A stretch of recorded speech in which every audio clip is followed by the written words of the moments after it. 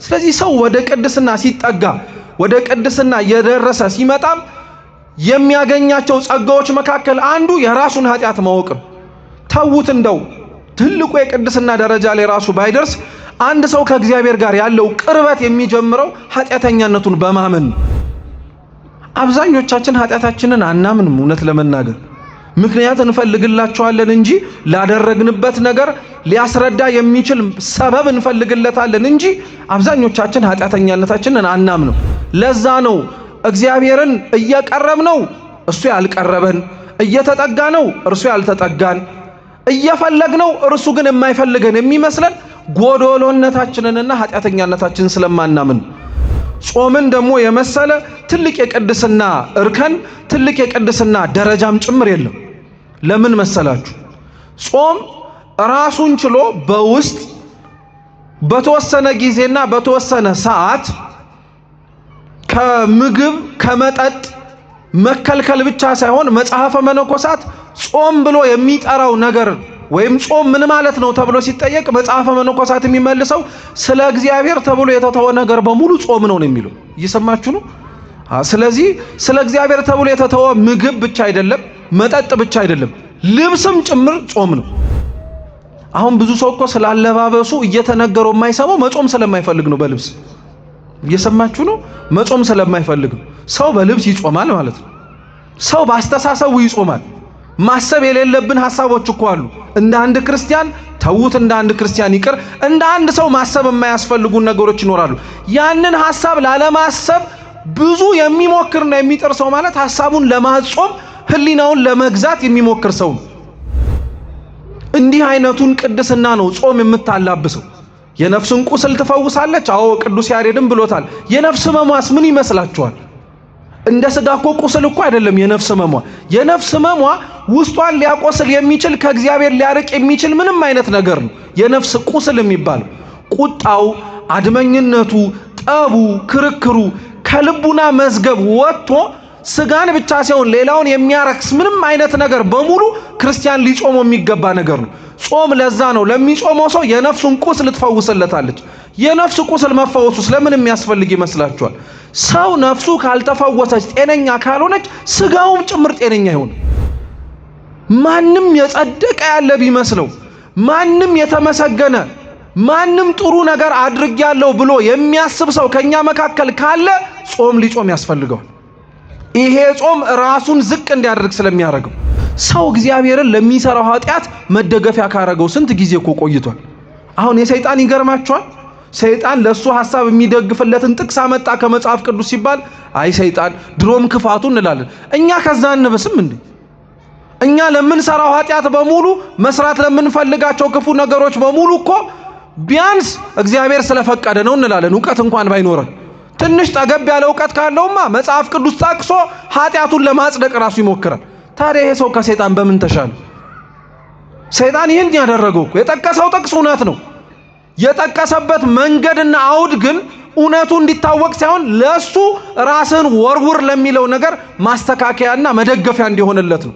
ክርስቲያኖች መጽሐፍ ቅዱስን ለኛ ኃጢአት መስሪያ ምክንያት እንዲሆነን ሐሳባችንን እንዲደግፍልን የምንጠቅሰው መጽሐፍ አይደለም።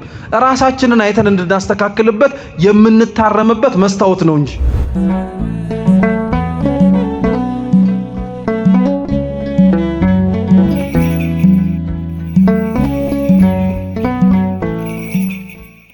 በስመ አብ ወወልድ ወመንፈስ ቅዱስ አሐዱ አምላክ አሜን።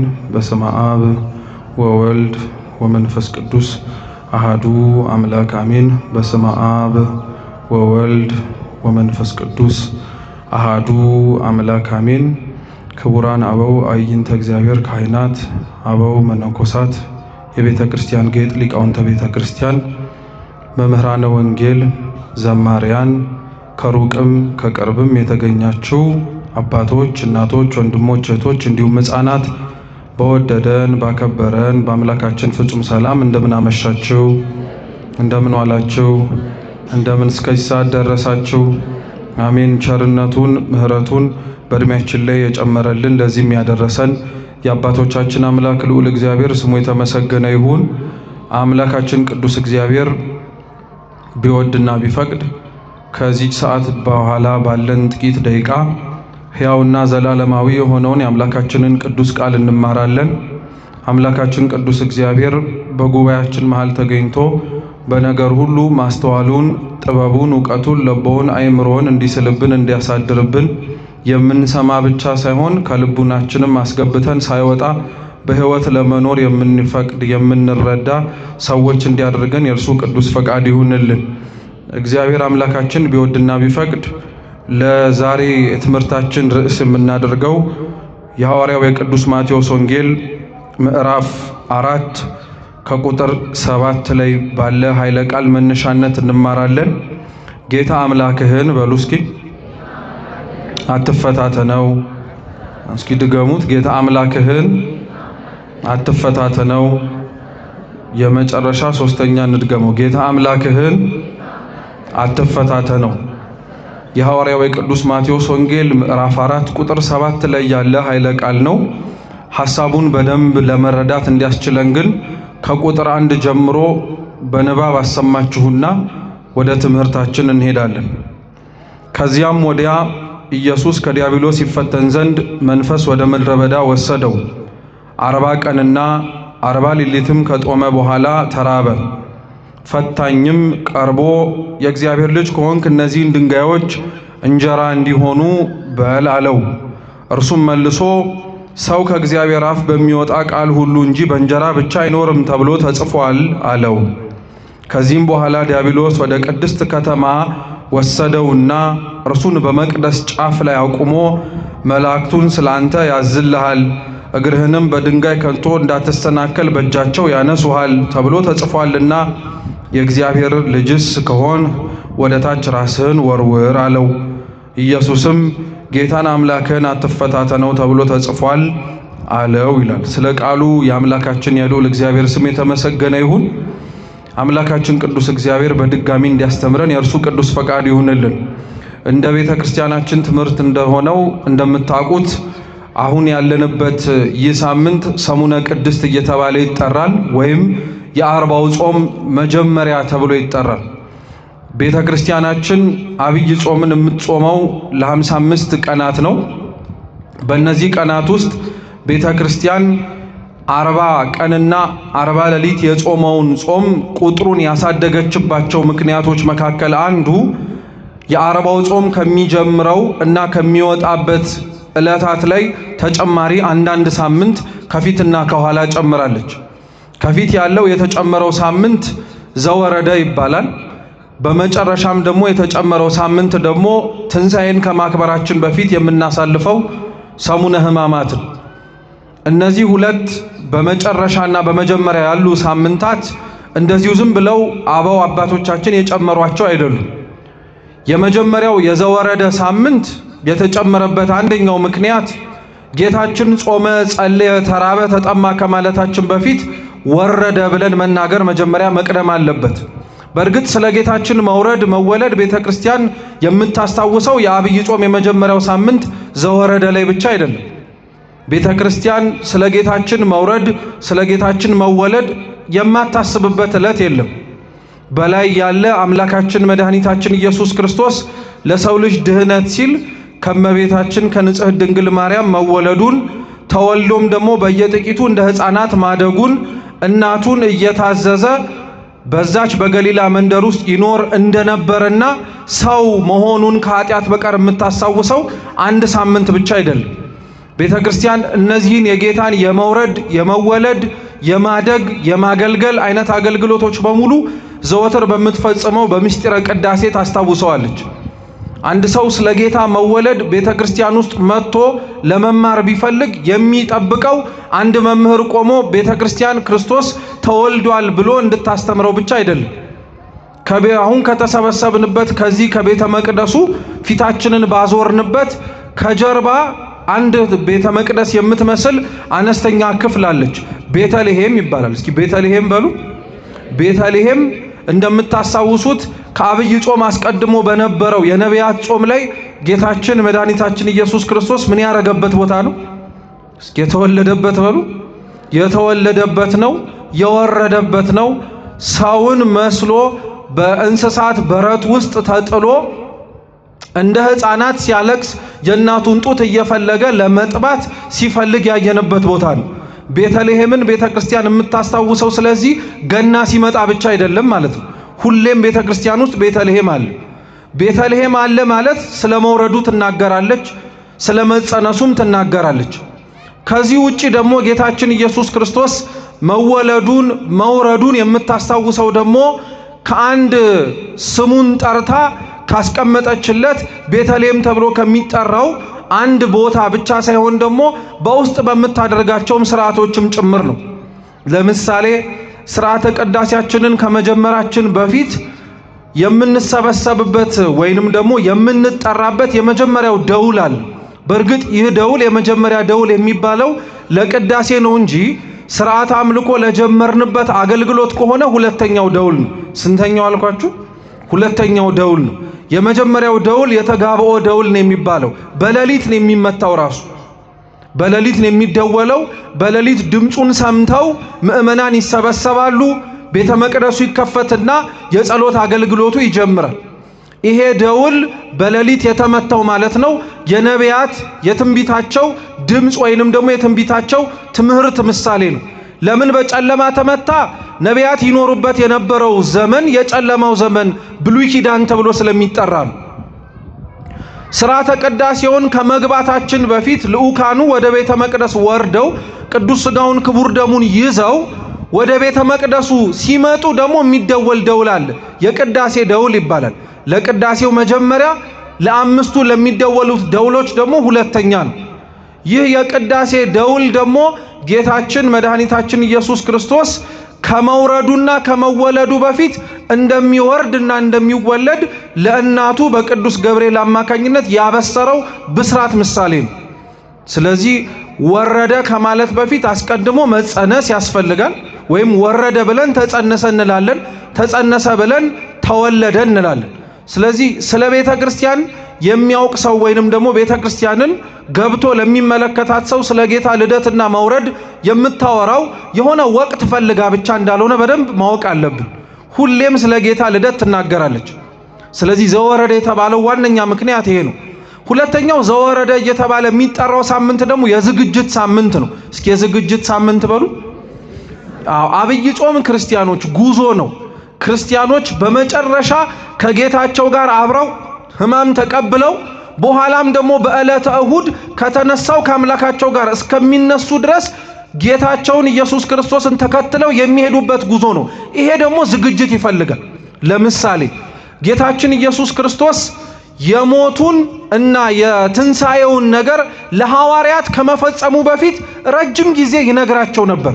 እንዲያውም አባቶቻችን ሲያስተምሩ አምላካችን ኢየሱስ ክርስቶስ የሰጣቸውን ቅዱስ ሥጋውንና ክቡር ደሙን ሐዋርያት አባቶቻችን የቆረቡበት ቀንና ትምህርቱን የሰሙበት የመጀመሪያው ቀን የ2 ዓመት ልዩነት አለው። የስንት ዓመት?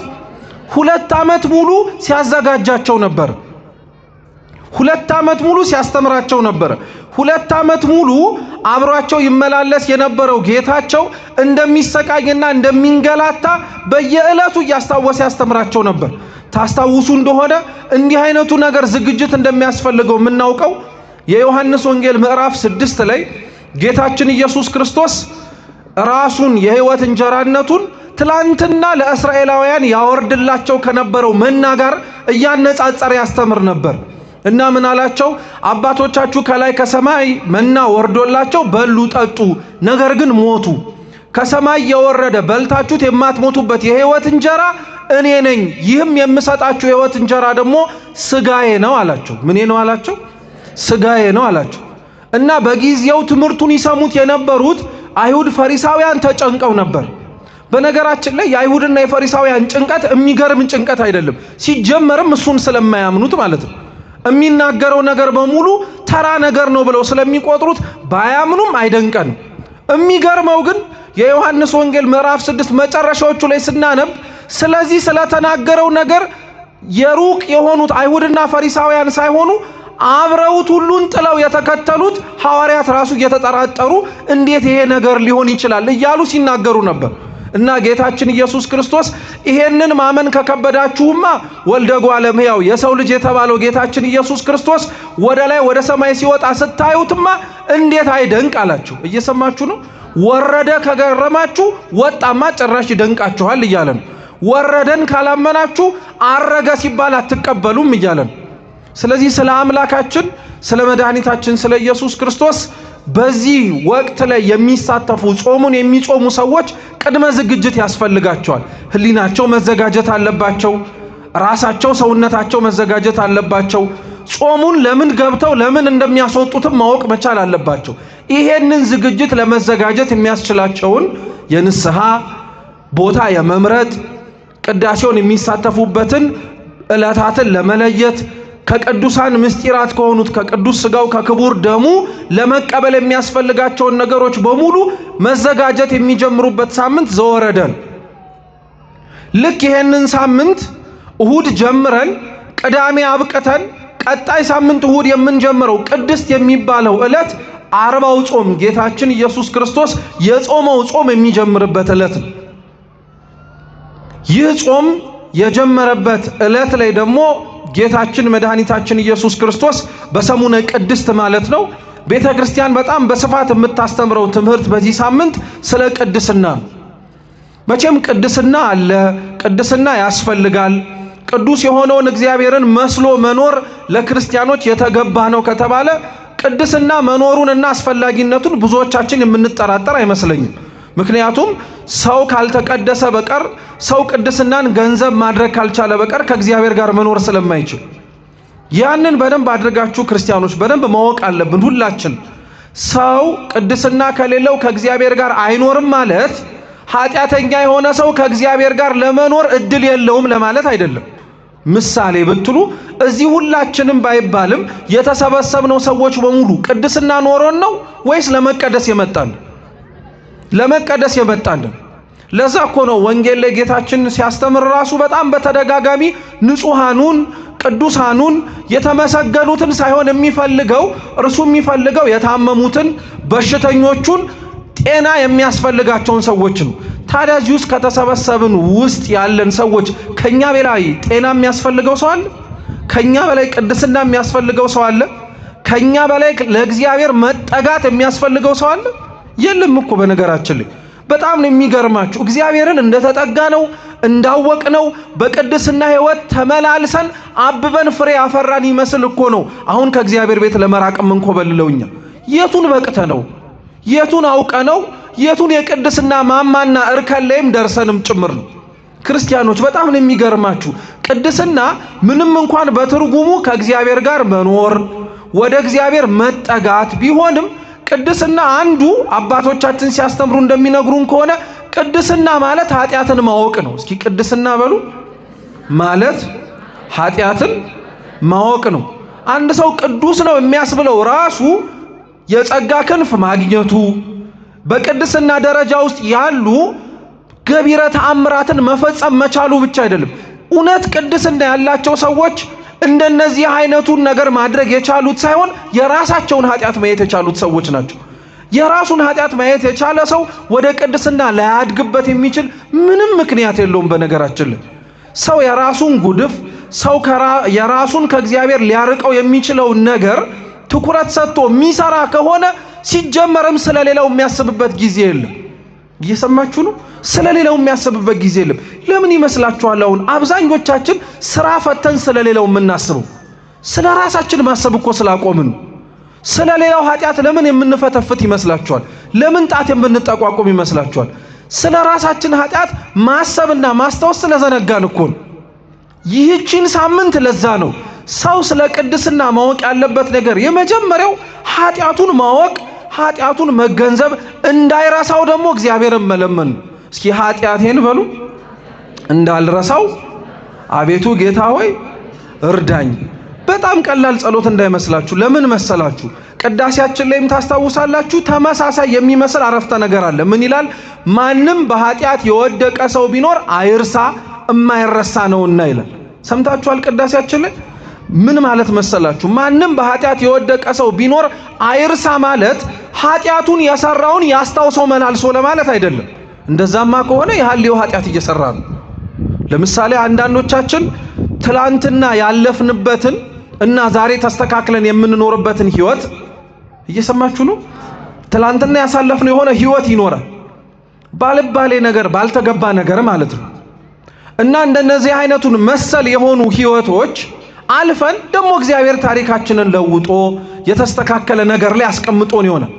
እና አንዳንድ ሰው ልብ ብላችሁ አይታችሁ ታውቃላችሁ፣ ስለ ትላንትናው ታሪኩ ሲያስታውስ በመቆጨት ሳይሆን ደጉ ጊዜ እያለን የሚያወር ልብ ብላችሁ ያኔ በደጉ ጊዜ ጠጥተን በሰከርንበት ሰው መተን በጣልንበት እንዲህ ጉልበት በኖረን አሁንማ ይኸው ሽባ ሆነን ይላል። እየሰማችሁ ነው? ግን አሁን ይህ እንደናይትና መሰል ሰው ኃጢአቱን እያስታወሰው ያለው ከእግዚአብሔር የራቀበትን ወቅትና ዘመን እያስታወሰ እየጨነቀው ሳይሆን አሁን ከእግዚአብሔር ጋር እየኖረው ያለው ኑሮ ትላንትና የነበረውን የኃጢአት ህይወት ሳያስኖረው የቀረ ሰንሰለት እየመሰለው።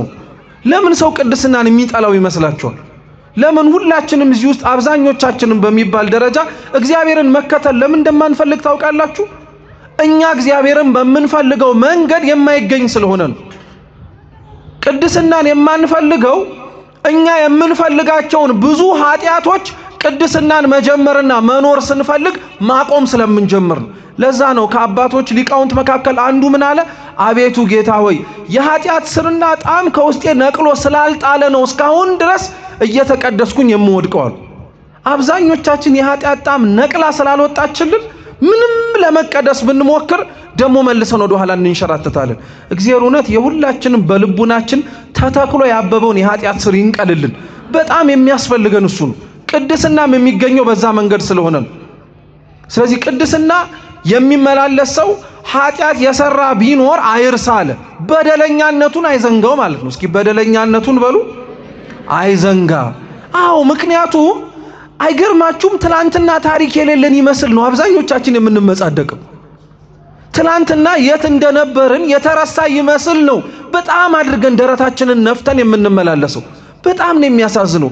ሰው እንኳን ትላንትና ያደረገውን ነገር ሊረሳ ይችላል እኮ ምንም ጥርጥር የለውም። እንዴት ግን ሁሉን ወደማይረሳው ወደ እግዚአብሔር ቀርቦ እንዳልበደለ ሆኖ ይመጻደቃል? በጣም ክፉ እኮ ነው። እውነቴን እንምላችሁ ለእግዚአብሔርም የሚያሳዝነው ይህ ስለሆነ ነው። ማንም ኃጢአተኛ የሆነ ወይም የሰራ ሰው ቢኖር አይርሳ የማይረሳ ነውና 1000 ዓመት ቅድስና ማማ ላይ የወጡ አባቶችም እናቶቻችንም የቅድስናው የመሰላል ጥግ ላይ ሲደርሱ እግዚአብሔርን ለማየት የሚናፍቁትን ያክል ኃጢአታቸውንም ለማየትም ጭምር አይሰስቱ። ኃጢአታቸውንም ለማየትም ጭምር ወደ ኋላ አይመለሱም። ምክንያቱም ሰው ወደ እግዚአብሔር የሚያደርገው ሂደትና ቅርበት በንጽህና የታጀበ መሆን መቻል አለበት። ስለዚህ ሰው ወደ ቅድስና ሲጠጋ ወደ ቅድስና የደረሰ ሲመጣም የሚያገኛቸው ጸጋዎች መካከል አንዱ የራሱን ኃጢአት ማወቅ ነው። ተውት እንደው ትልቁ የቅድስና ደረጃ ላይ ራሱ ባይደርስ አንድ ሰው ከእግዚአብሔር ጋር ያለው ቅርበት የሚጀምረው ኃጢአተኛነቱን በማመን ነው።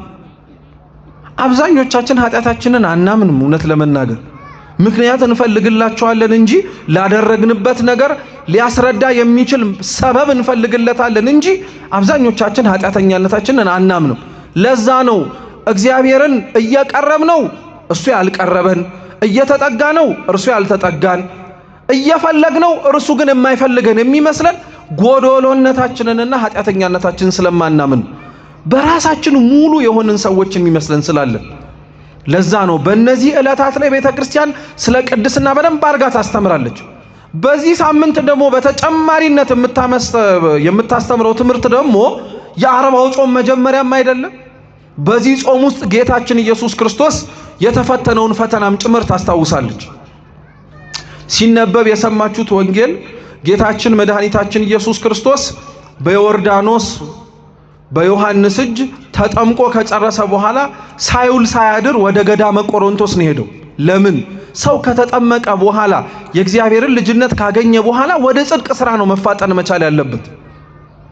ሰው የእግዚአብሔርን ልጅነት ካገኘ በ40 በ80 ቀን ወደ ቤተክርስቲያን አንድነት ከገባ በኋላ ገብቷልና የማይወጣ አግኝቷልና የማያጣ እስኪመስል ድረስ እንደዚሁ ዝም ብሎ ዘመኑን በስራ ፈትነት እንዲያሳልፍ አይደረግም። ልክ የተጠመቀ ሰው ጌታችን ተጠምቆ ወደ ገዳም እንደገባው ሁሉ የተጠመቀ ሰውም ገዳሙ ከሆነች ከቤተ ክርስቲያን ላይወጣ መግባት መቻል አለበት። የጽድቅ ስራን የቅድስና ስራን መስራት እንዲጀምር ማለት ነው። ጾምን ደግሞ የመሰለ ትልቅ የቅድስና እርከን ትልቅ የቅድስና ደረጃም ጭምር የለም። ለምን መሰላችሁ?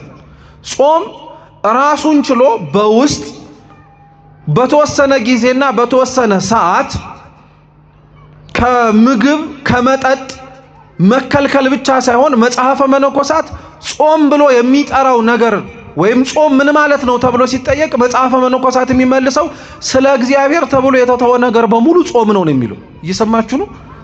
ስለዚህ ስለ እግዚአብሔር ተብሎ የተተወ ምግብ ብቻ አይደለም፣ መጠጥ ብቻ አይደለም፣ ልብስም ጭምር ጾም ነው። አሁን ብዙ ሰው እኮ ስላለባበሱ እየተነገረው የማይሰማው መጾም ስለማይፈልግ ነው። በልብስ እየሰማችሁ ነው? መጾም ስለማይፈልግ ነው። ሰው በልብስ ይጾማል ማለት ነው። ሰው በአስተሳሰቡ ይጾማል። ማሰብ የሌለብን ሐሳቦች እኮ አሉ። እንደ አንድ ክርስቲያን ተውት፣ እንደ አንድ ክርስቲያን ይቅር፣ እንደ አንድ ሰው ማሰብ የማያስፈልጉን ነገሮች ይኖራሉ። ያንን ሐሳብ ላለማሰብ ብዙ የሚሞክርና የሚጥር ሰው ማለት ሐሳቡን ለማጾም ህሊናውን ለመግዛት የሚሞክር ሰው ነው። እንዲህ አይነቱን ቅድስና ነው ጾም የምታላብሰው። የነፍስን ቁስል ትፈውሳለች። አዎ ቅዱስ ያሬድም ብሎታል። የነፍስ ህመሟስ ምን ይመስላችኋል? እንደ ስጋ እኮ ቁስል እኮ አይደለም የነፍስ ህመሟ። የነፍስ ህመሟ ውስጧን ሊያቆስል የሚችል ከእግዚአብሔር ሊያርቅ የሚችል ምንም አይነት ነገር ነው የነፍስ ቁስል የሚባለው። ቁጣው፣ አድመኝነቱ፣ ጠቡ፣ ክርክሩ ከልቡና መዝገብ ወጥቶ ስጋን ብቻ ሳይሆን ሌላውን የሚያረክስ ምንም አይነት ነገር በሙሉ ክርስቲያን ሊጾመው የሚገባ ነገር ነው። ጾም ለዛ ነው ለሚጾመው ሰው የነፍሱን ቁስል ትፈውስለታለች። የነፍስ ቁስል መፈወሱ ስለምን የሚያስፈልግ ይመስላችኋል? ሰው ነፍሱ ካልተፈወሰች ጤነኛ ካልሆነች ስጋውም ጭምር ጤነኛ ይሆን? በፍጹም ሊሆን አይችልም። ለምን መሰላችሁ? ስጋ የሚቆመው በነፍስ ነው። እየሰማችሁ ነው? ነፍስ የሌለች ጊዜ ላይ ስጋ ሊቆምም አይችልም፣ ህይወትም አይኖረው። ለዛ ነው ክርስቲያኖች ከስጋቸው በላይ ለነፍሳቸው የሚጨነቁት። ስጋ የሚቆምበትን መሳሪያ ማቆም ነው በደንብ አድርጎ መበርታትና መሰራት ያለበት፣ ወይስ ስጋ ላይ ነው በጣም ተጠንክሮ መሰራት ያለበት? ነፍስህ ላይ ነው።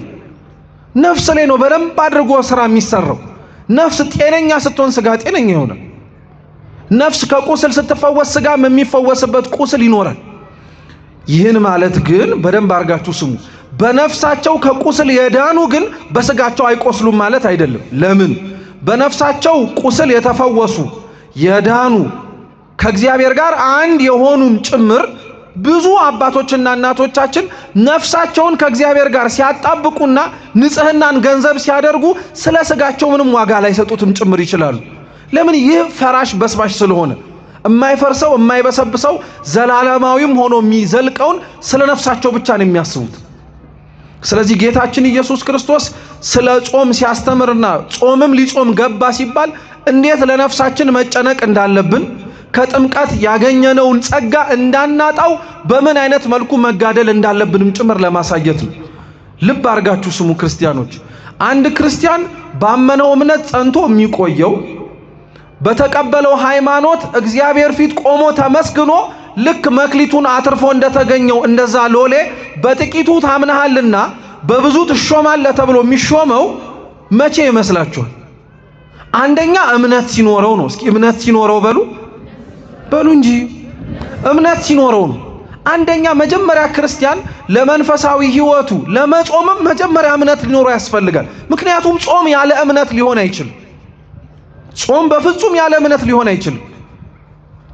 የምንበላውን ያክል ምግብ ገብቶ ለሰውነታችን ይጠቅመናል እንደምንለው ሁሉ የምንጾመው ጾምም ለስጋም ለነፍስም ይጠቅማል ብሎ ማመን መቻል አለበት፣ ቢያንስ በትንሹ።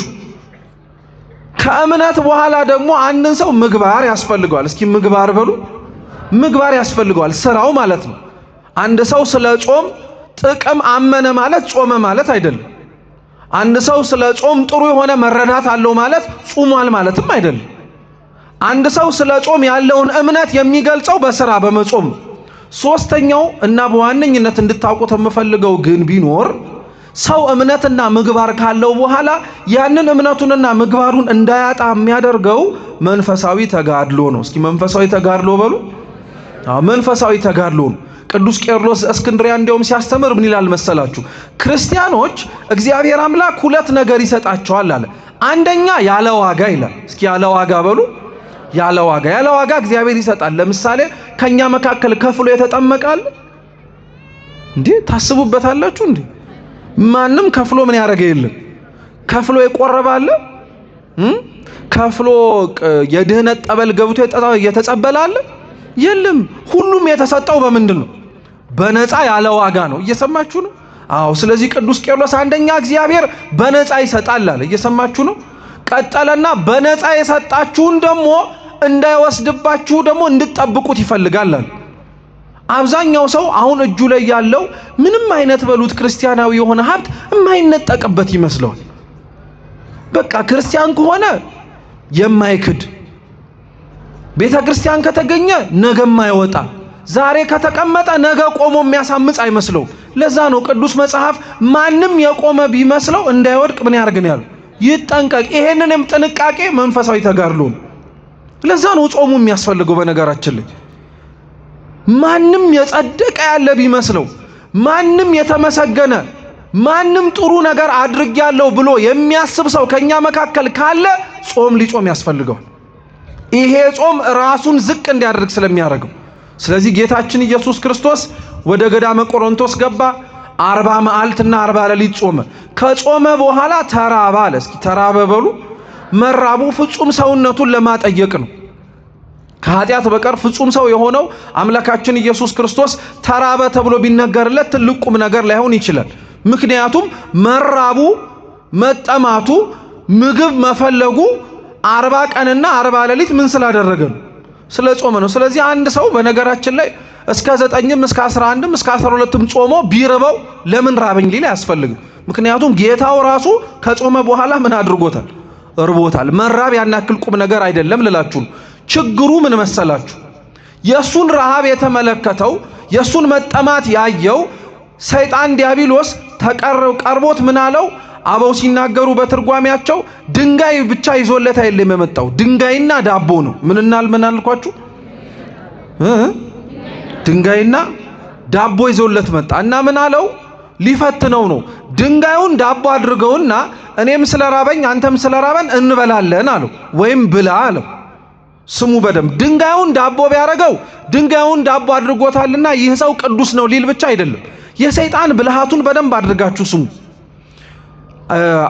ቅዱስ ዮሴፍ ከ12ቱ የያዕቆብ ልጆች መካከል አንዱ ማለት ነው። የተሸጠው ዮሴፍ አባቱ በመስኖ ላይ ያሉት ወንድሞቹ ማለዳ ለሥራ ሲወጡ እሱ ደግሞ ቤት ስለሚውል የምሳ ሰዓታቸው ሲደርስ ስንቅ እያሸከመ ይልከው ነበር። ማለትም ለወንድሞቹ ምግብ እንዲሰጥ ማለት ነው። እና ምግብ ተሸክሞ ሲሄድ ከዕለታት አንድ ቀን በጣም ራበው እና ምግብ ተሸክሞ ነው የራበው። እህል ይዞ ነው የረሃብ ስሜት የመጣበት። ቀላሉ መፍትሄ እርቦታልና ምግቡን ከፍቶ ምን ማድረግ ነው?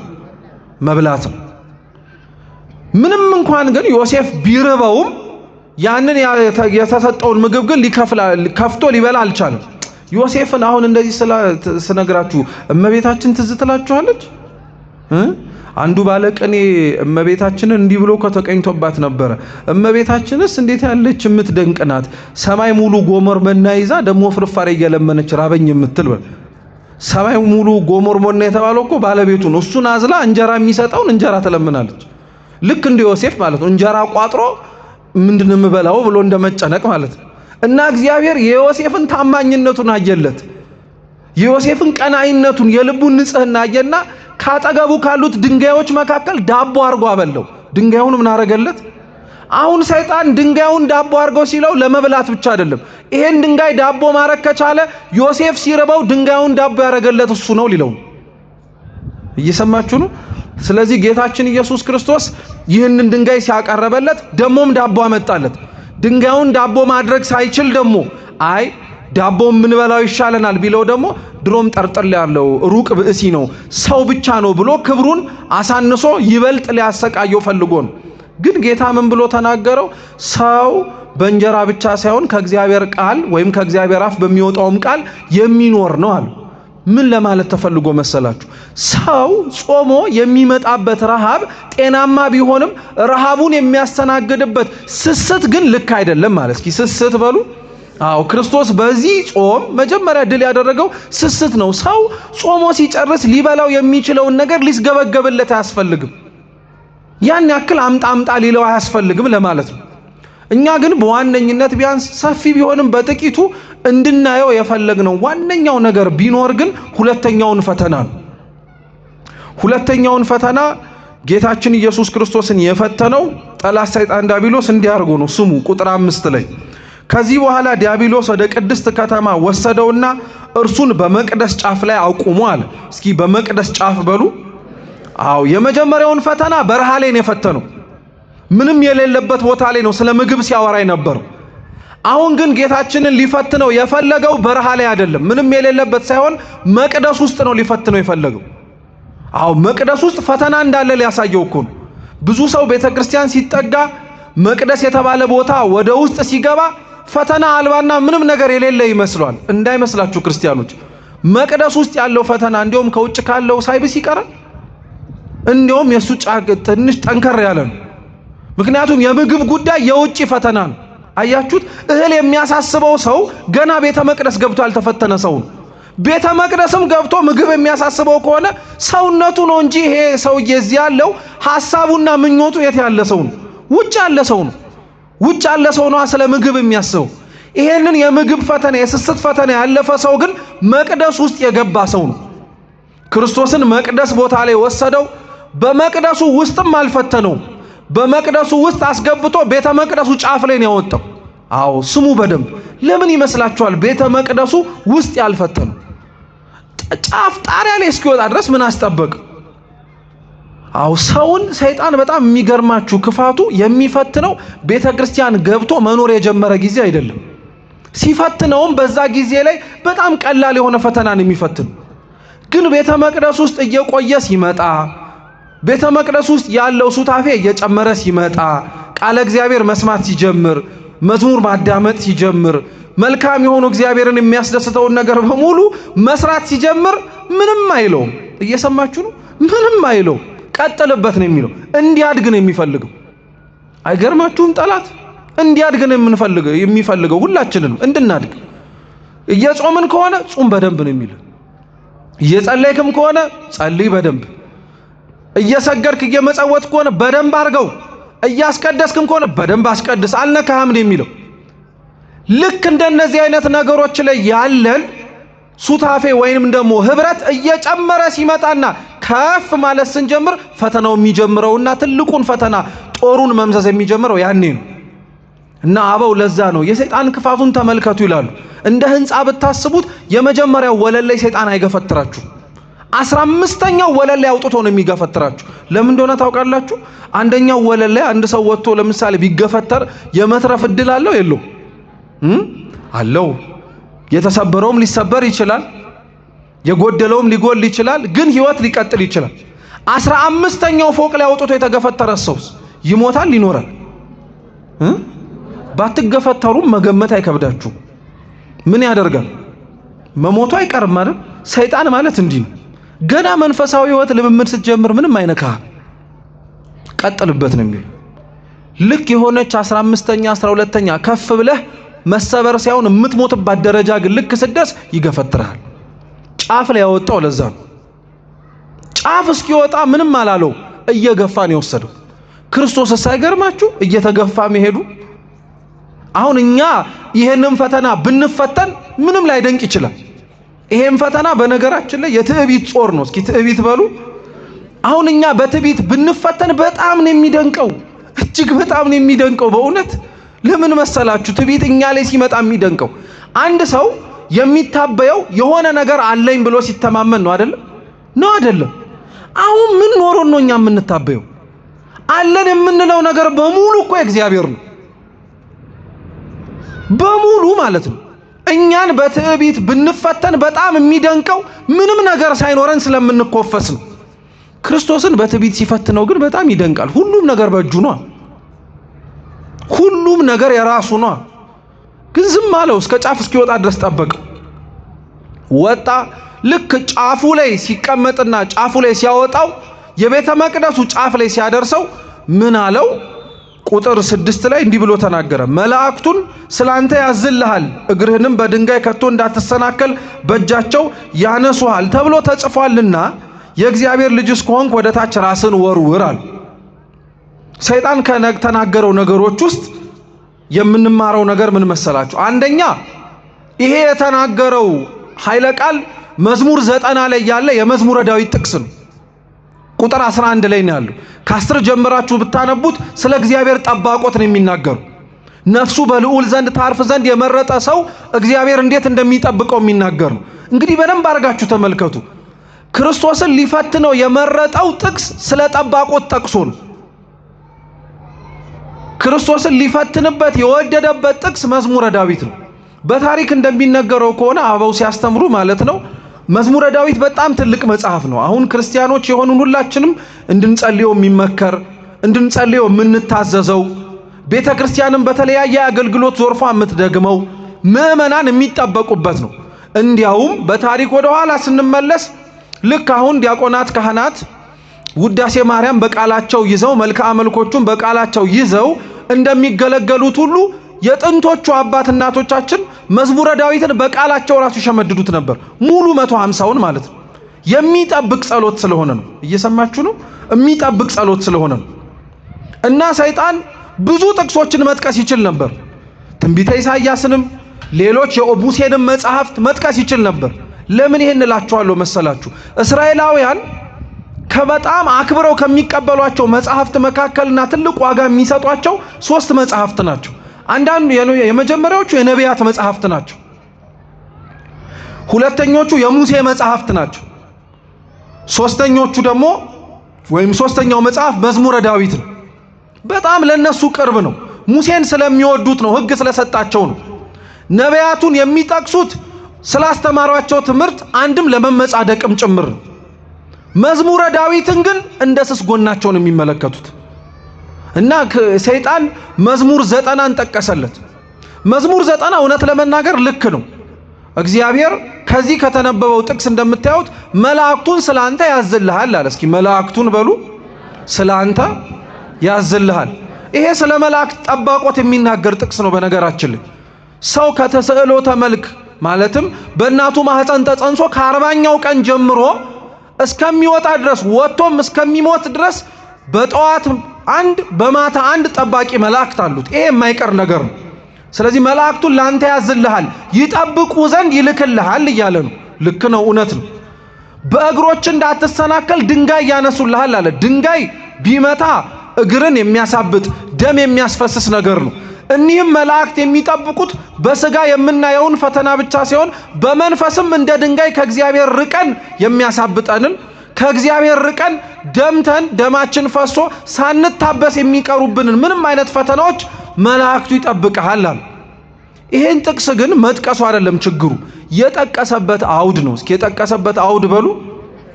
አዎ ምንም አይነት የመጽሐፍ ቅዱስ ጥቅስ በነገራችን ላይ ከናገባቡ ነው መጠቀስ ያለበት፣ ከናገባቡ ነው መማር ያለበት፣ ከናገባቡ ነው መተርጎምም ጭምር ያለበት።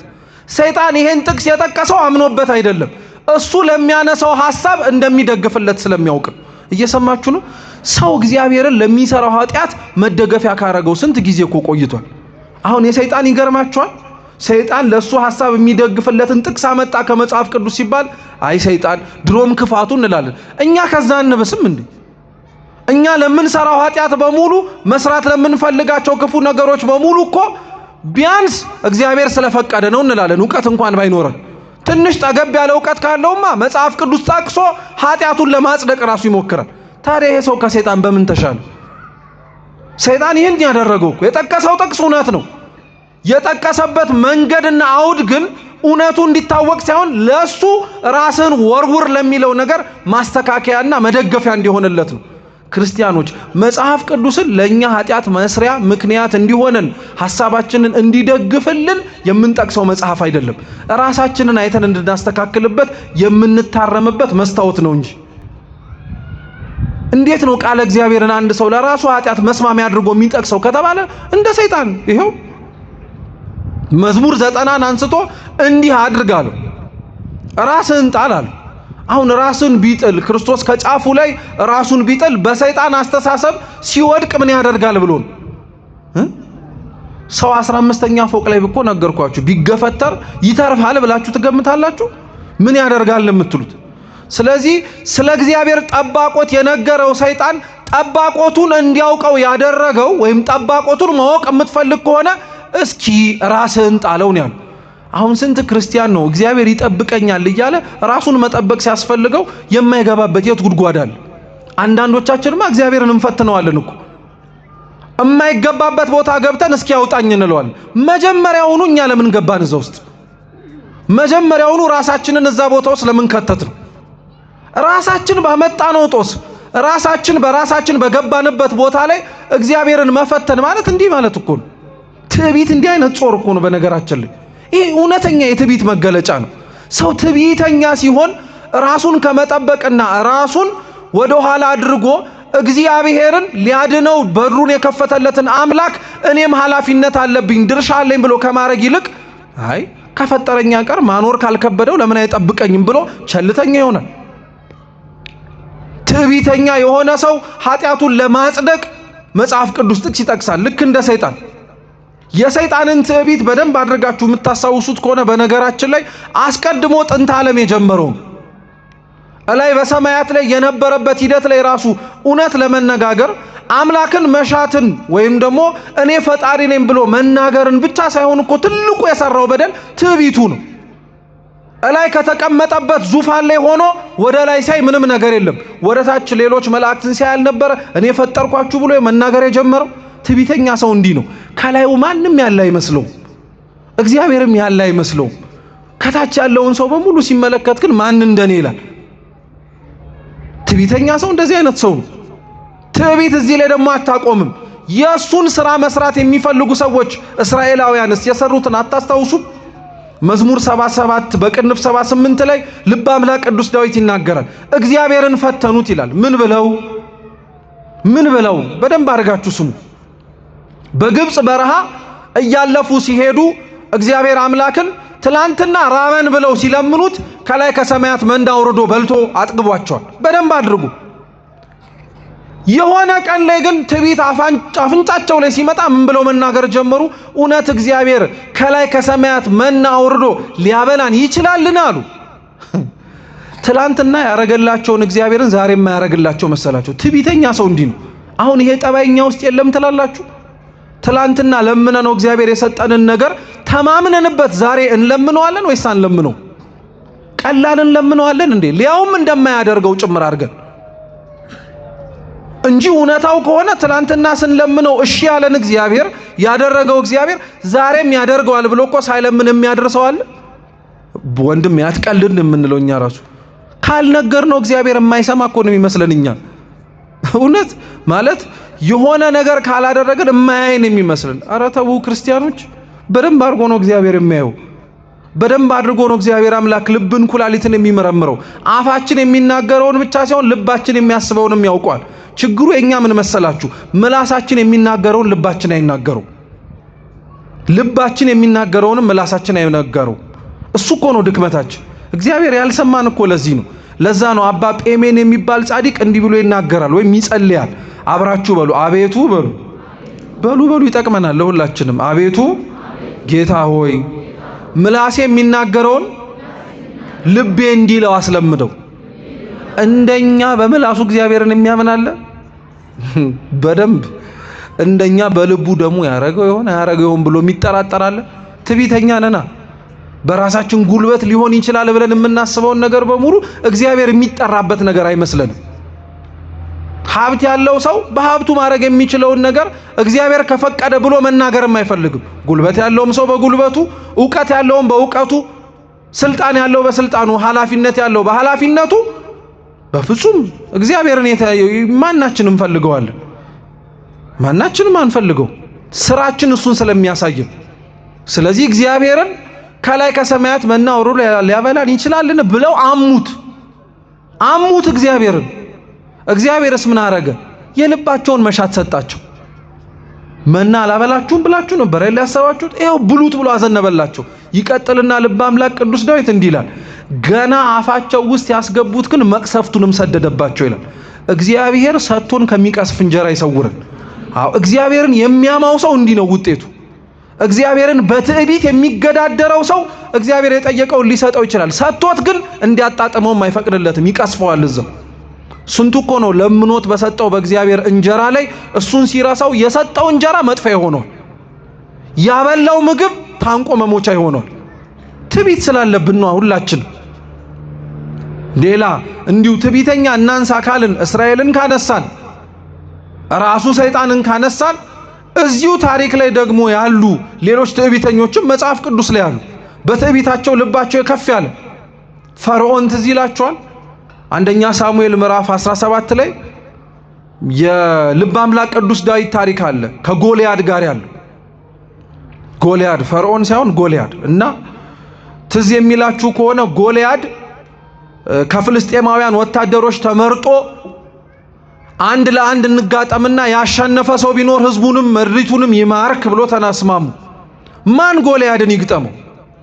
ጎልያድ ምን የሚያክል ሰው ነው? ምን የሚያክል ተክለ ሰውነት ያለው ነው? የያዘው ሰይፍ ከአንዳንድ ወታደሮች ቁመት ራሱ ይበልጣል።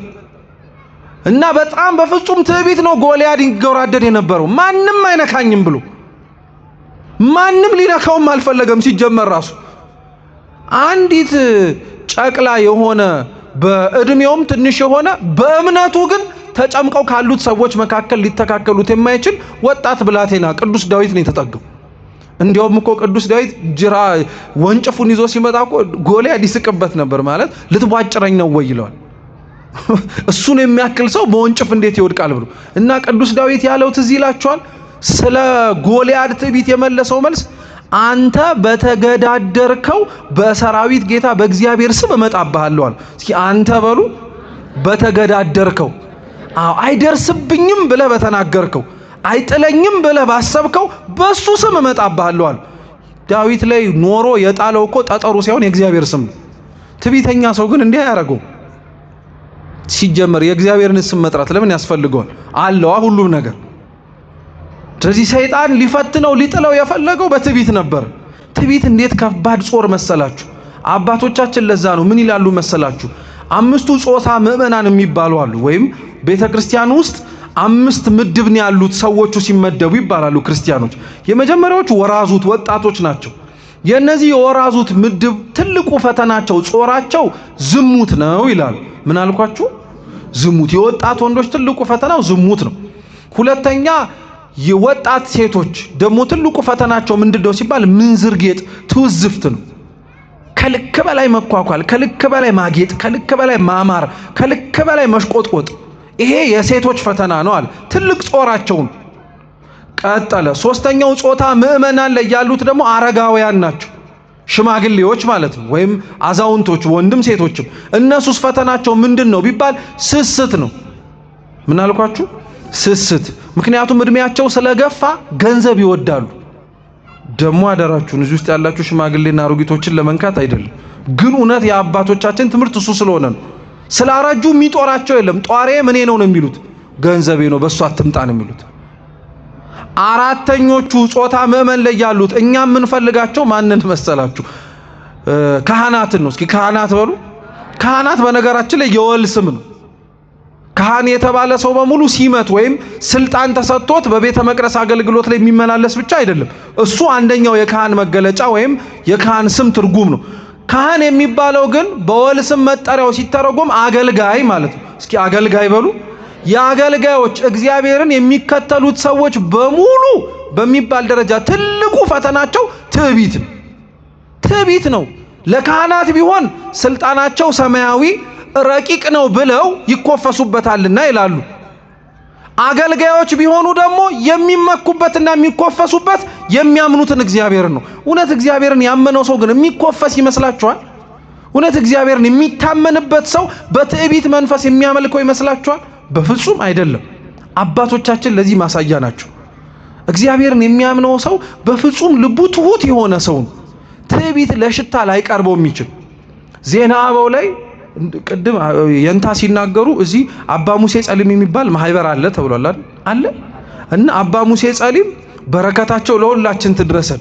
የምታስታውሱ ከሆነ ድሮ ታሪካቸው ላይ በጣም ወንበዴ ነበሩ እና እግዚአብሔር በአንድም በሌላም መንገድ ወደ ገዳም ገብተው ያንን ሁሉ ነገር ትተው እንዲኖሩ ሲያረጋቸው ትዕቢትን ፈተና አድርጎ እንዲቀርብባቸው አድርጎ ነበርና የገዳሙ አበመኔት ለአንዱ ረድብን አለው ሂድና አባ ሙሴ ጸሊምን ነገ ቅዳሴ ትገባለህ፣ ሰውነትህን ታጥበህ ተዘጋጅ በለው አለው። ሄደ ነገረው። አባ ሙሴ ጸሊም ሰውነቱን ታጥቦ ተዘጋጅቶ ልክ ቅዳሴ ሊገባ ሲል ያንኑ ረድ መልሶ ጠራውና ሂድና በጥፊ መታው፣ አንተ ጠቋራ ደሞ አንተ እንደው ገብተህ የምትቀድሰው ብለህ በጥፊ ምታውና ና አለው። ሄዶ ልክ እንደተባለው አንተ ጠቋራ ብሎ በጥፊ መታውና ደሞ አንተ ገብተህ ልትቀድስ ነው ሂድ ተመለሳል። ከዛ በኋላ ያበመኔት ያንን ሰው የላከውን መልሶ ጠራውና ምን አለ አባ ሙሴ ጸሊም አለ። ምንም አልመለሰልኝም አለ። ምንም አልመለሰልኝም። እንግዲያው ሲድና ተመልሰ ጠራውና ገብተህ ቀድስ በለዋል። አበመኔቱ ሊፈትኑት የፈለጉት አባ ሙሴ ጸሊምን ትዕቢትን እውነት ውስጡ አለበት ወይስ የለበትም ብሎ። አሁን ከኛ መካከል እንደ አባ ሙሴ ጸሊም ተዘጋጅቶ መጥቶ አንዱ ሙልጭ አድርጎ ስድብ ተሳድቦት በጥፊ መቶት ወግድ ቢለው ልክ ብለሃል ብሎ የሚሄድ ሰው አለ? አብዛኞቻችን አናውቀውም እንጂ እልም ያልን ትዕቢተኞች ነን። እንዲናገሩን ማንፈልግ ማንም ቀና ብሎ እንዲያይን ማንፈልግ ሰዎች ነን። እውነታው እንደዛ ነው። እውነቴን እንምላችሁ መዋጥ ሊከብደን ይችላል እንጂ ሁላችን አብዛኞቻችን ትዕቢተኞች ነን። አባ ሙሴ ጸሊም ግን አልነበረም። ይገባኛል አለ። አረ ይሄ ገርማችኋል። አባ ዮሐንስ አጺርስ አባ ዮሐንስ አጺርን አንድ ሰው ወደ እሳቸው ተጠጋና ሙልጭ አድርጎ ሰደባቸው። ሙልጭ አድርጎ ክብረ ነክ የሆነ ስድብ ሰደባቸው። ዝም ብለው ሰሙትና የነሱን የእሳቸውን መሰደብ የከበደው ረዳቸው ይሄንንማ አናቱን ማለት ነው እንጂ አባ ሙሴ አባን ዮሐንስ አጺርን የታውቆት ነው ሲባል አባ ዮሐንስ አጺር ምን አሉ? አንተ ስላልገባ ነው እንጂ እኮ እሱ የውጭን አይቶ ሰራይ ነው እንደሰደበኝ ውስጤን ቢያዩ ከዚህ በላይ ሰድበኝ ነበራል። እኛን ሊሆን አረረረ በፍጹም የታውቀ ይሄ ነው የምንለው እኛ ውስጣችን ከዛ የከፋ መሆኑን እኮ ረስተነዋልኝ። እግዚአብሔርን አያችሁት እንዴት እንደምንፈታተነው ያለን ይመስለናል እንጂ እኮ የለንም። አብዛኞቻችን ለአገልጋዮችስ ትልቁ ፈተና ምንድነው? ተርእዮ ነው። እኩይ የሆነ ተርእዮ ውጭ ወጥቶ መታየት አብዛኞቻችን እንፈልጋለን። እንኳን ቆሞ ከሚያስተምረው መምህር ይቀርና ተቀምጦ የሚማርም ሰው መታየት እንደሚፈልግ ታውቃላችሁ። አብሮት የሚማረውን ሰው ያያል ዞር ዞር ብሎ መማሩ ዕውቅና እንዲሰጠው ማለት ነው። ተቀምጠን የምንማረውም ቆመን የምንማረውም ሰው እንዲያየን እኮ አይደለም፣ እግዚአብሔር እንዲመለከት። ምናልባት ፍጻሜያችን ዛሬ ከሆነ መጥቶ እግዚአብሔር ዙፋን ፊት ያቀረበን መልአከ ሞት የታገኛቸው ከተባለ ቤተክርስቲያን ተቀምጠው ሲማሩ ቆሞ ሲያስተምሩ እና ሲማሩ ብሎ ይመሰክርልን ከሆነ ብለን እኮ ነው። ተርእዮ ፈታኝ የሆነ ነገር እሱም የትዕቢት መገለጫ ነው። ተመልከቱ። የቅዱስ ይሁዳ መልእክት የመጨረሻው ቁጥር ትርጓሜ ላይ አንድ ታሪክ አለች እና አንድ ጻድቅ ይላል ዜና አበው ላይ ያለ ታሪክ ነው። እግዚአብሔር ዘወትር መልአኩን እየላከ ለዘመናት ከቤተ ክርስቲያን ውስጥ ከገዳሙ ሳይወጣ ሲጾም ሲጸልይ የነበረ ነውና ወጥተህ አስተምር አሉት። ወጥተህ አስተምር፣ ወጥተህ ምከር፣ ወጥተህ ገስጽ አሉት። እኚህ አባት በፍጹም ሞቼ እገኛለሁ አልወጣም አሉ። የእግዚአብሔር መልአክ ነው፣ ለማስመሰልም አይደለም፣ ሰይጣን መልአክም መስሎ አይደለም። እውነተኞቹ የእግዚአብሔር መላእክት ወርደው ነው ወጣችሁ አስተምሩ እያሉ እኚህን አባት የሚናገራቸው። ከቅዱሳን ምሪት የሚፈልጉ ጻድቃን የሚደንቅ እኮ ነው። የሚደንቅ ነው በእውነት። እንዲሁ ቁጭ ብለው ዝም አሉ። ቢባሉ ቢሰሩ አልወጣም አሉ። መጨረሻ ላይ ራሱ ባለቤቱ ወረደ። እንዴት አይነት ነገር ነው ብሎ ጌታችን ኢየሱስ ክርስቶስ ደጃቸውን ጸፍቶ በሩን ክፈቱት አባታችን ወጥተው ማስተማር እኮ ስላለቦት እኔው ነኝ መላእክቱን እየላኩ ያዘዝኩት አለ። እኛ አባት ምን አሉት መሰላችሁ? ወጥቼ እንዳስተምር የምትፈልግ ከሆነ መጀመሪያ የትዕቢትን ጾር ነቅል አውጣልኝ ከውስጥ ያሉት። ማን የሚላል አሁን ከኛ መካከል እድሉ ተገኝቶ ተመቻችቶ ሳትለኝም እንዲሁ ፈልግ ነበር ነው የምንለው። አያችሁ ትዕቢት ምን ያክል ውስጣችን ዘልቆ እንደገባ፣ ምን ያክል ውስጣችንን ሰርስሮ እንደገባ አንመስልም እንጂ አብዛኞቻችን ትዕቢተኞች ነን። ተገልጦ ስለማይታይን ትዕቢተኛ ባንሆን ደግሞ ትዕቢትን የሚስቡ ብዙ ነገሮች ውስጣችን አሉ። ርዝራዥ ማለት ነው። ለምሳሌ ቁጣ ትዕቢትን ይስባል በነገራችን ላይ።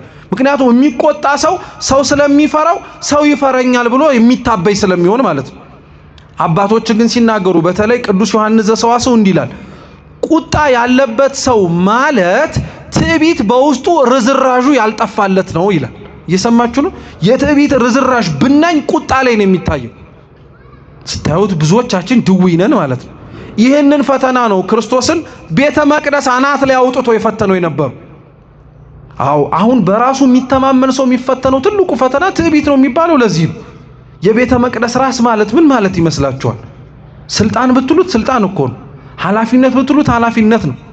ብዙ ነገር ነው የቤተ መቅደስ አናት ላይ መውጣት ማለት።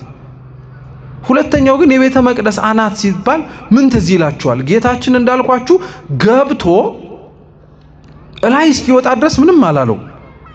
አሁን እዚህ ቤተ መቅደስ ውስጥ ገብታችሁ ጣሪያው ላይ እስክትወጡ ድረስ ቤተ መቅደሱ ልሙጥ ነው ወይስ ብዙ የምታዩቸው ነገሮች አሉ?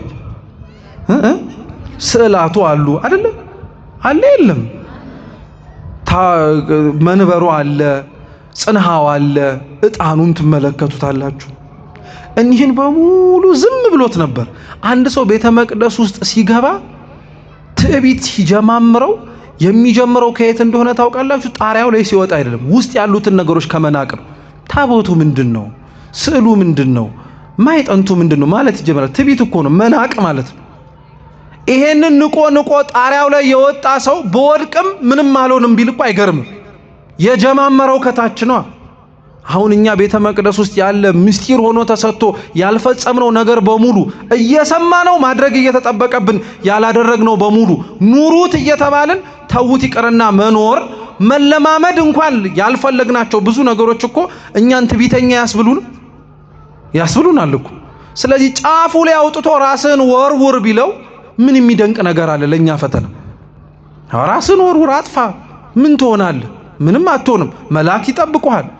ሂድ፣ የምፈልገውን ነገር አድርግ፣ የፈጠረ እግዚአብሔር ጥሎ አይጥልህም። ኧረ ተው አይባልም በፍጹም። የሚያነሳንን የእግዚአብሔርን እጅ የተሸከመንን የእግዚአብሔርን እጅማ ልንዘባበትበት አያስፈልግም። እንዲያውም ከቅፉና ከእጁ እንዳያወጣን እንዲያውም መጠንቀቅ ነው ያለብን እንጂ እኛ እውነትስ እንየው ካልን ለሰው እጅ ተቀምጦ ለሚያበላን ለሚያጠጣን እንደምንጨነቀው ለእግዚአብሔር እጅ እንጨነቃለን እንዴ? ከገባንበት የማንወጣበት ይመስል እኮ ነው እዚህ ውስጥ ጥፋት የምናጠፈው፣ በደል የምንበድለው፣ ኃጢአት የምንሰራው፣ የምንታበየው። ስለዚህ ክርስቶስ እንዲህ ብሎ ሲፈትነው ምን አለው? ጌታ አምላክን አትፈታተኗል። ኦሪት ዘዳግም ምዕራፍ 6 ላይ ያለ ጥቅስን የጠቀሰለት ያለ አገባብ ጠቅሶ ሊፈትነው የመጣውን ሰይጣንን በአገባብ የሚተረጎመውን ጥቅስ አነሳና በፍጹም ጌታ አምላክን አትፈታተኗል። ትዕቢተኛ ሰው እግዚአብሔርን የሚፈታተነው ሰው ነው። ትዕቢተኛ ሰው እግዚአብሔር እጅ ላይ ሆኖ በፍጹም ምንም አልሆንም እያለ የእግዚአብሔርን እጅ የሚተማመን ይመስላል እንጂ የራሱን ስራ የሚተማመን ሰው ነው። በፍጹም ክርስቲያኖች አደራ እንዳንረሳ። የምንጾመው ጾም፣ የምንሰግደው ስግደት፣ የምንጸልየው ጸሎት፣ የምንሰጠው ምጽዋት በሙሉ ነፍሳችን ያለባትን ቁስል እንዲያክምልን ከእግዚአብሔር ምክንያት ፈልገን ለመጠጋት መንገድ እንዲሆንልን ነው እንጂ እነዚህም በሙሉ ብናደርገው ወደደም ጠላም ያጸድቀናል እግዚአብሔር ብለን አይደለም። እውነት የኛ ጾም ጾሙት ተብለን ከታዘዝነው በላይ በስራችን የምንጾመው ብንኖር እኮ ሳንፈስክ እንኖር ነበር። ፍስክ ይናፍቅህ ነበር ሁልህም። አመቱን ከእናታችን ማህፀን እንደወጣን እስከምና መቃብር ውስጥ እስክንገባ ድረስ ምን ፍስክ እየጾምን ብንሄድ ለኃጢአታችን እውነት ያቀልልን ይሆን? እግራችን እስኪዝል ድረስ እስኪቆረጥ ድረስ ብንጸልይ እውነት የኛን ኃጢአት ሊያቀል የሚችል ነገር ይኖር ይሆን? ገንዘባችንን በሙሉ ያለንን ራሳችንንም ጭምር እስከ መስጠት ደረጃ ላይ ብንደርስ እውነት ኃጢአታችንን የሚያቀልን ይመስላላችኋል? ይሄ ሁሉ ብናደርገው የእግዚአብሔር ቸርነት ከሌለበት ባዶ ነው። በጉልበቱ ክርስቲያን መመካት የለበትም። በሚጾመው ጾም መመጻደቅ የለበትም። በሚያደርገው ክርስቲያናዊ ምንም አይነት ነገር ላይ ትዕቢት ሊኖርበት አያስፈልግም። ቢችል የትዕቢትን ጾር እግዚአብሔር እንዲያርቅለት አጥብቆ ነው መለመን መቻል ራሱ ያለብን። አንድ ታሪክ ብቻ ልንገራችሁና ትምህርታችንን እንጨርስ። አንድ ድሮ ከእናቱ ጋር ሲኖር ነው ይባላል እና እናቱን በጣም ያስቸግራት ነበረ፣ ካልመነኮስኩኝ እያለ ማለት ነው። እየሰማችሁ ነው። እና እናትየዋ ብላው ኧረ ተው ይቅርብሃት መንኩስ እንደው እኔን ጥለኸኝ እንዲህ ስትለው እንደዛ ስትለው ኧረ በፍጹም ብሎ አስቸገራት። መጨረሻ ላይ በቃ የእናቱንም ተዛፎ ቢሆንም እናቱም እሺ መንኩስ በቃ የነፍስህ ነገር ነው እያልክ ከተጨነቅስ ግባ አለችው። እና እመነኩስበታለሁ ያለበት ገዳም ገብቶ ሲያየው ህይወቱን ደስ አለው። ግን እሱ እኖርበታለሁ ያለው ኑሮ ገብቶ እውነት ሲታይ ግን የሚተኛ ለጸሎት ሰዓት የሚታክት ለጾም ሰዓት ወደ ኋላ የሚቀር ምንኩስና ህይወቱን ለነፍሴ ነው ብሎ ገብቶበት ነገር ግን ምንም እያደረገ አልነበር። እና ረጅም ዓመት ከቆየ በኋላ እናቱ መሞቷን መርዶ ተነገረው። እና መርዶን ሲሰማ አለቀሰ። ሂድና ቀበራት አሉት። እየሰማችሁ ነው። በፍጹም እንዴ ገዳማዊ እኮ ነኝ እኔ ከዛች ባት አልወጣም ማለት እየተመጻደቀ እንደሆነ መቼም አይጠፋችሁም ማለት እና ኧረ በፍጹም አልወጣም እኔ አልቀብርም እነሱ ስጋውያን ናቸው። እና ሌሊት ተኝቶ እግዚአብሔር በራእይ ምን ያሳየዋል? የፍርድ ዙፋን ፊት ብዙ ነፍሳት ፍርድ ለመቀበል ተሰልፈዋል በግራም በቀኝ። እና እሱ በግራ ተሰልፎ ቆሟል። እናቱ ደግሞ ከፊት ለፊቱ ናት። እየሰማችሁ ነው። እና ወደ ኋላ ላይ ሳይታዩ ሄዱና መጨረሻ ላይ ጩኸቱ ሲበዛ እናቱ ዞር ትላለች። ልጇ ነው እንዴ አንተ የነፍሴ ነገር ያሳስበኛል ብለህ ገዳም ገብተህ ደግሞ በግራ ቆመህ ሆነ አይሃለሁ አለችው። በጣም አፈረ። ወደ ራሱ ተመልሶ ራእዩን ተመስጦ ሲወጣ በጣም ተጨነቀ።